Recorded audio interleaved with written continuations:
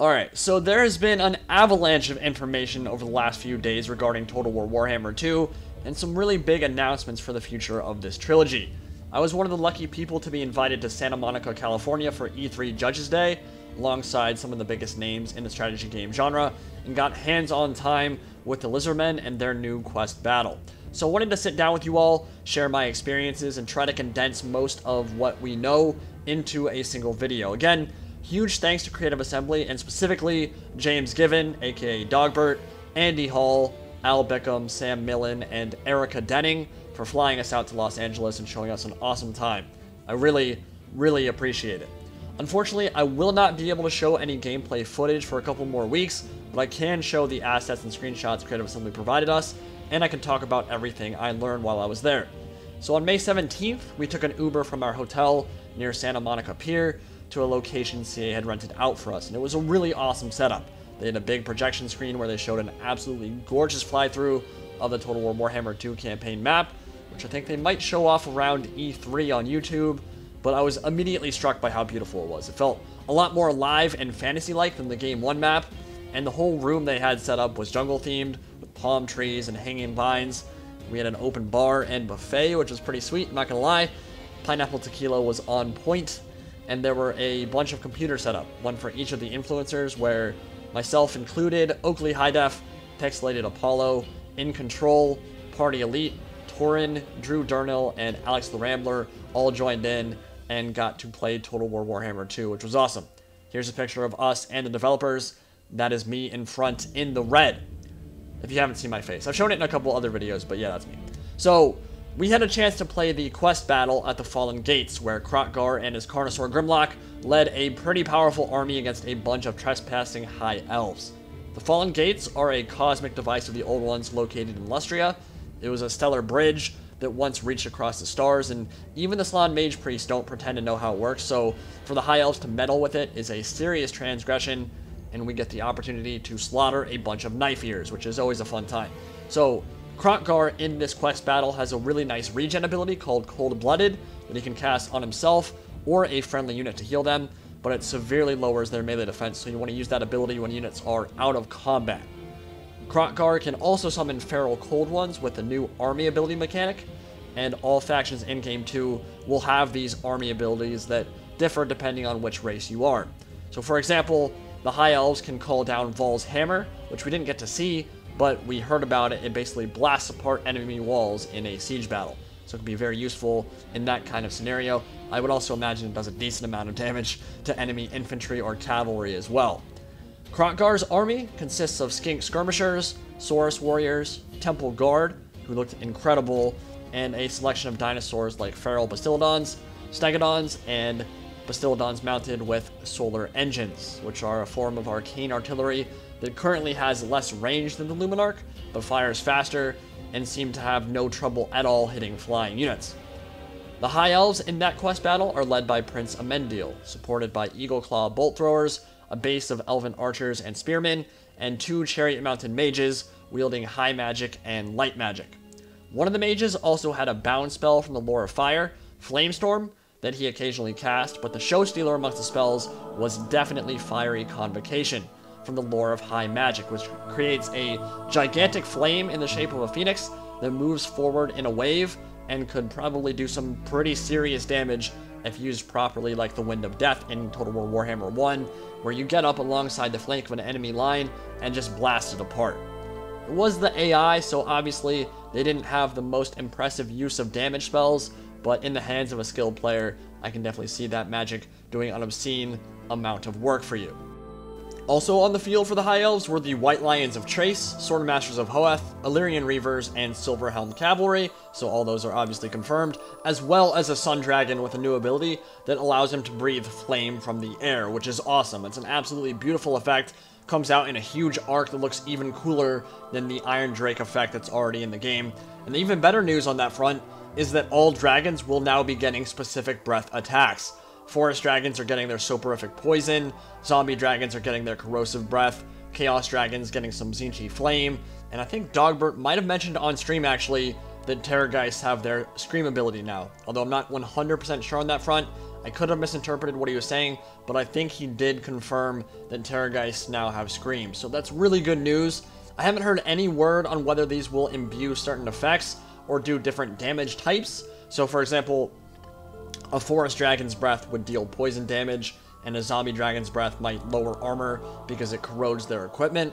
But there's no word on that yet from what I know. It'll be very easy to mod in at the very least. And of course, sun dragons, star dragons, moon dragons, and black dragons will all very likely have their own breath attacks as well.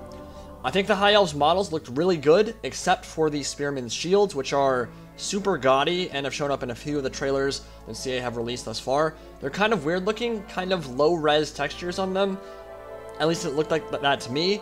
I expect models and textures for the elves aren't finalized yet, so I'm not super worried on that front. Either way, those are just the colors for one of the High Elf subfactions, Attain, I believe, which is the site of the capital city of Lothern, and where Tyrion will start his campaign. Teclis, on the other hand, will start his campaign in the Turtle Isles off the western coast of Lustria.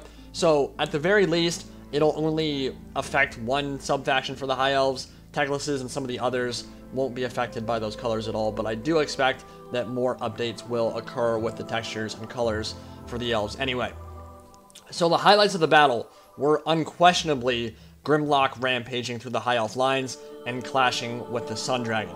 There were some really cool animations that played a lot during our session, but will probably be less prevalent in the final release just because this was an early build just to show off some of those cool new animations.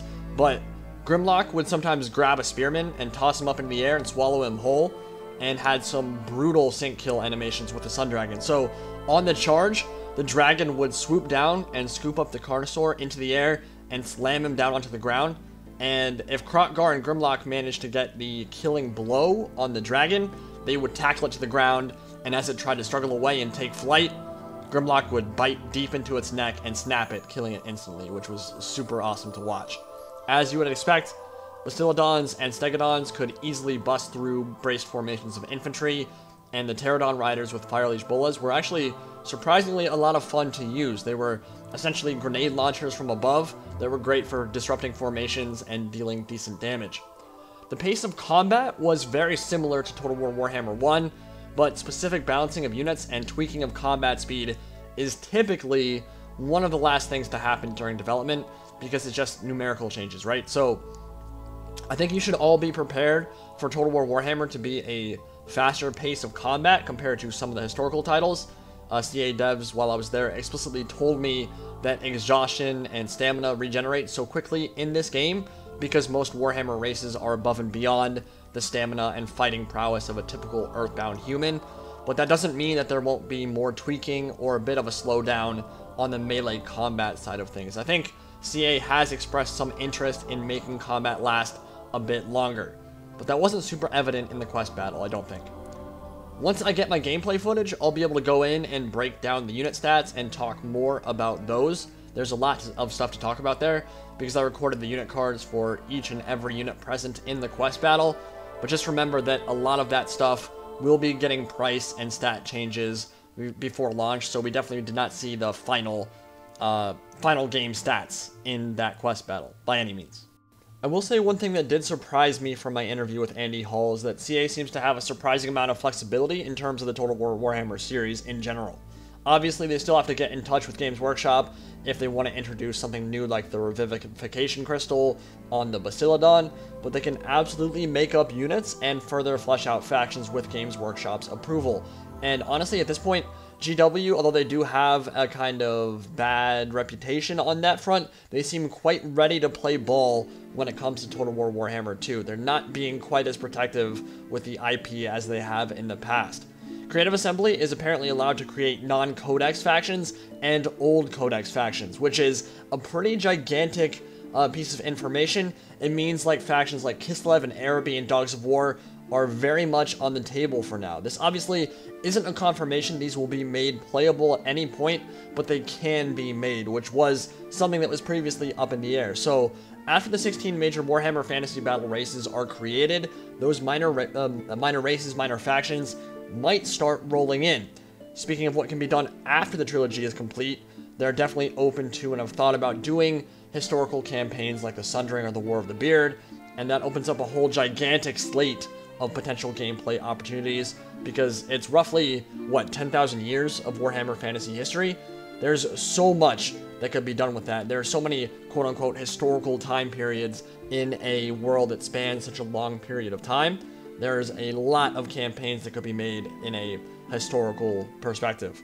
So, what else have we learned? Well, there was a crapload of gameplay and campaign mechanics that also dropped around the same time. Some of it came out in our interview, Oakley High Defs, Pixelated Apollos, and my interview with the devs, and some of it was unveiled in articles throughout the PC gaming world, so we can run through some of those now.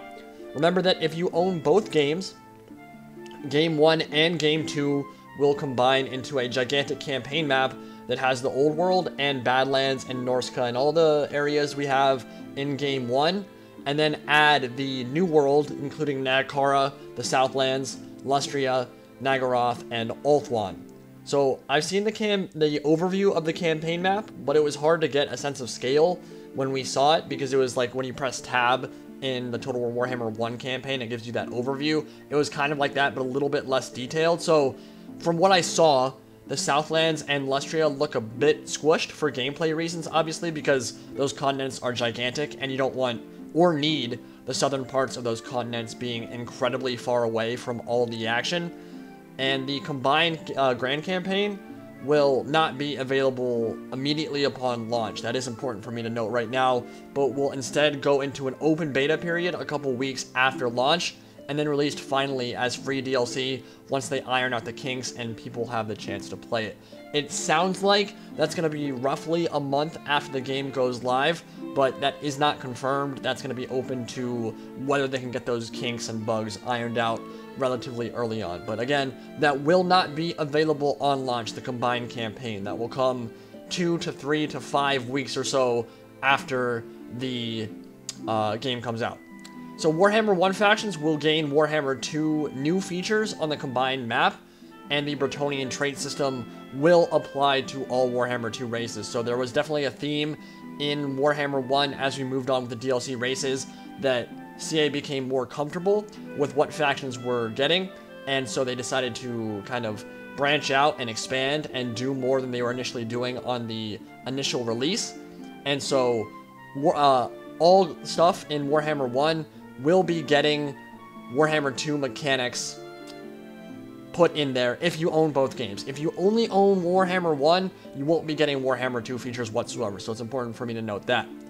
Major settlements now all have 8 slots, and minor settlements now all have 6 slots. This will apply to Total War Warhammer 1 faction buildings on the campaign map, and old factions will also receive new buildings, including new unique buildings as well. So that's a pretty big deal, because it allows the AI to be much better at producing good army compositions and avoiding the pitfalls of building terrible buildings that just take up slots in their cities, because in Total War, for some reason, AI can't trash any of their buildings. They can't delete them and build something new.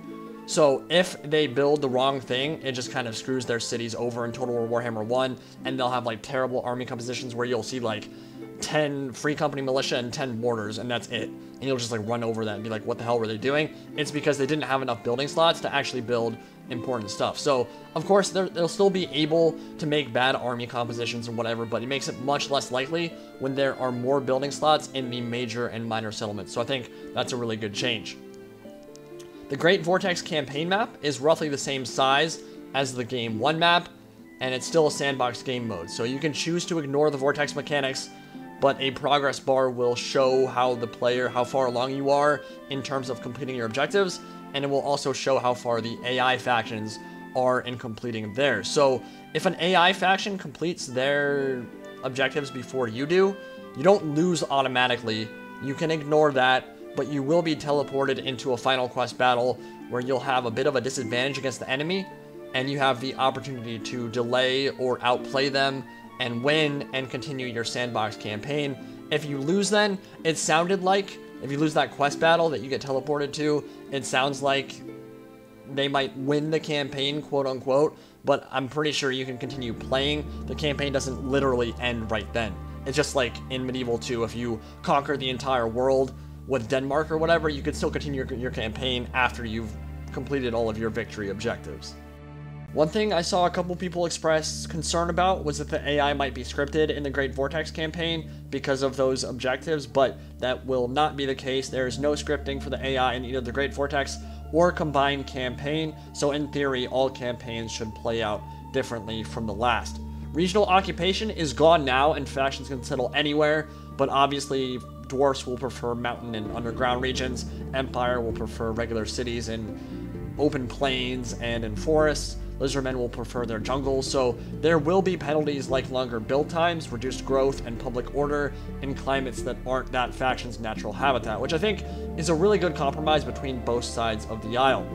I can already imagine there might be a special building worth truckloads of gold for the dwarves in Karak Zorn, so if they manage to reclaim that long-lost Karak, they should be rewarded handsomely and make Barden Gorkson a very happy camper. But you will be encouraged in some ways to expand wherever the hell you want, but at the same time, you're going to want to conquer their natural habitats first and foremost, because those will be the most powerful settlements. There is a new settlement type and siege battle called Fortress Gate Battles, which separate inner and outer Ulthuan, and these prevent passage between the two. So if you want to get at the settlements inside the continent, you need to control these fortress gates. Siege equipment will not be allowed in these battles, which is almost completely irrelevant from a gameplay perspective because they are absolute garbage in Total War Warhammer 1. Siege towers die in about 5 seconds to even level 1 arrow towers in my campaigns, and when they go, they kill like half of your units when they go down. So ladders or artillery are a much better choice anyway in my experience, so I'm not sure that matters a whole lot, but CA has explicitly stated that the core siege gameplay will not be changed in Game 2, but the interior of some cities are open to being modified to make gameplay more fun and focus the gameplay more on the city streets, so we'll see how that goes. They were a little bit vague on that front. This will probably be the biggest letdown for a lot of you guys, at least from a multiplayer perspective. I think the vanilla sieges in Total War Warhammer 1 are not fun at all, and I have no desire to play them, but we obviously have incredible custom maps that rectify that problem. So while I really want CA to change sieges in the base game, I do understand what they were going for, at least in terms of campaign. It just doesn't work at all for multiplayer, and I can get my fix elsewhere with those modded campaign or those modded siege battle maps in multiplayer, so it's not the end of the world for me, but I understand some of you guys are going to be pretty disappointed by that. Bridge battles are returning. That will make some people very happy, and a few new mechanics coming in the campaign are dangerous seas, where storms and sea monsters and other threats can sometimes rear their ugly head, and certainly you will be threatened from the extremely powerful navies of the High Elves and the Dark Elves, and perhaps the Vampire Coast as well. They will all be a danger to you anytime you go out sailing with an army and a navy. And treasure hunting is the other mechanic, where you can embark on the sea to visit sunken treasure ships, or visit old ruins and try to get cool item drops, or get more gold. In terms of factions, rogue armies are a big new mechanic that essentially function like rebels, who just want to piss in your cereal. They can be kind of annoying to deal with, but they've got some pretty great army compositions to work with. So one example is a Goblin Beastmaster, who takes control of feral stegodons and carnosaurs. And another one that I saw during the campaign fly-through was a Wood Elf Treeman faction that appeared through the world routes in Avalorn on Ulthuan and started causing havoc there. But there is a huge amount of potential here to breed some crazy armies, either from the lore or with CA's imaginations. And CA has said they will be getting some really fun combinations together, so I'm excited to see what they pull together on that front. On the fly-through of the campaign, we got a good look at Sketchy and the Vampire Coast, so those are confirmed for the campaign as minor factions, although unclear if Luthor Harkin and Undead Pirates will have a reskin, or if they'll just be generic vampire counts. We don't know yet. I hope they have that reskin. That will make them a lot more interesting, I think, and maybe even get 1 or 2 unique units. But all old factions will have some presence in the Great Vortex campaign. They will just remain unplayable except for in the combined Grand campaign. The Southlands will have 10 factions fighting over it on launch, which sounds like a lot, but it's pretty easy to inflate those numbers a bit. You throw in some Beastmen hordes, throw in Savage Orcs, Skaven, Lizards, High Elves at the Fortress of Dawn, and the Bretonnian colony they confirmed already, and it's not so hard to get up to that number, but it definitely makes you wonder if Tomb Kings might actually be in Game 2 as DLC, because they're going to want to fill Nehekara with a legit race, a well fleshed out race, given its prominence on the Grand Campaign map, which would then almost guarantee, if Tomb Kings come in Game 2, that we get some kind of minor factions in Game 3. Crazy stuff to think about, getting me hyped right now. Really hoping that Tomb Kings come in Game 2. Honestly, I thought they'd be a headlining faction in Game 3, but if they come in Game 2, I think it is pretty much confirmed that either Kislev or some other minor faction has to be in Game 3, and that will also pretty much confirm that CA will be splitting the Chaos Gods up into 4 separate factions, hopefully with the Chaos and Demons aligned with each specific god. We'll see how they do it. I'm excited no matter what they do. The High Elves will be getting some really cool campaign mechanics. Influence from Attila and Rome 2 will be making a return with them, and they can use it in diplomacy to manipulate factions into warring with each other, as they are probably the most political race in all of Warhammer Fantasy. That sounds like an awesome mechanic.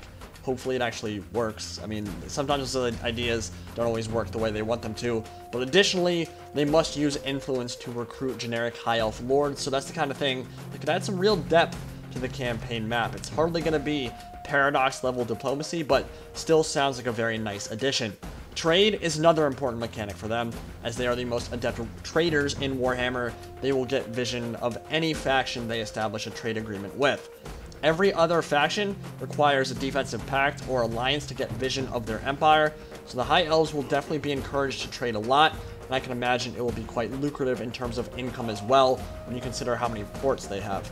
Not sure yet if ports will still be a flat income bonus, or also generate more money based on trade in Game 2, but it'd be nice to see ports have some kind of modifier that give you more depending on how much trade you have going in your empire. The Lizardmen also have some great campaign mechanics. We previously talked about the Geomantic Web, the sites spread throughout the temple cities of the world that connect to each other and establish a link that allow the Slann to communicate and teleport armies vast distances. But the Lizardmen temple cities will level up as you connect more and more of the Geomantic Web and give you access to stronger commandments that many of the other factions don't have access to. As in the lore, there will be special spawning events triggered by specific events that will give you access to visually unique and marked variants of Lizardmen units. For example, Albinosaurus are marked for greatness and spawn alone rather than in a pack, and typically ascend to the pinnacle of Lizardmen military prowess as a Scar veteran or an Old Blood. Slann Lords, not including Mazdamundi obviously because you start with him as a legendary lord, must be awakened by performing rites, a set of objectives that will give you access to these very powerful casters. Magic does look like it will be more impactful in Game 2, and CA has rebalanced the skill trees of Magic Lords to make them more powerful, but we have yet to see exactly what that means. Techlist will start with all 8 Winds of Magic lore attributes, but we are unsure yet if he'll have access to multiple Lords of Magic. Same with Mazdamundi. Andy Hall in our interview did mention Ruination of Cities being a spell. He didn't say explicitly that Mazdamundi has it in the game, but it seemed like he was hinting at that. So they will probably have some unique spells that will probably be quite powerful as well. Just like in Game 1, modding tools will be released very shortly after Game 2's release, although hopefully that will include the map editor almost immediately. I would not enjoy having to wait another 8 months after the game comes out to get the map editor, because that's going to be a gigantic part of the fun we have in Game 2. Those modded maps, as soon as they were added, it was almost like a whole new game. It just completely changed the ball game. It's a really big deal. Hopefully that map editor comes out very soon. But it will be the same set of modding tools, just with new assets, and CA will be open to possibly expanding these tools based on the community and what they feel comfortable doing.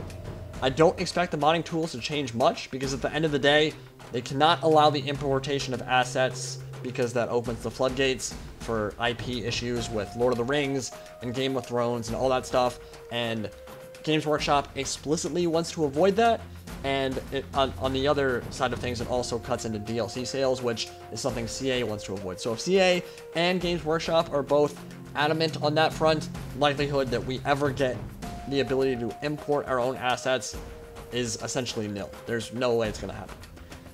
Obviously, we got free-for-all announced, which I was covered in my last video with Oakley, and that was gigantic news for the multiplayer community. I'm so happy about that. I am so excited to be able to bring you guys free-for-all content. It's going to be so much fun, especially in the days before the game comes out. Hopefully we get early access like we did for Game 1, which I think we will. Doing a YouTuber thing where each YouTuber is using their own faction in a free-for-all game. I think that could be some awesome content to really get the hype flowing a couple days before launch, and obviously I'll be covering it well after the game comes out as well, if all things go well.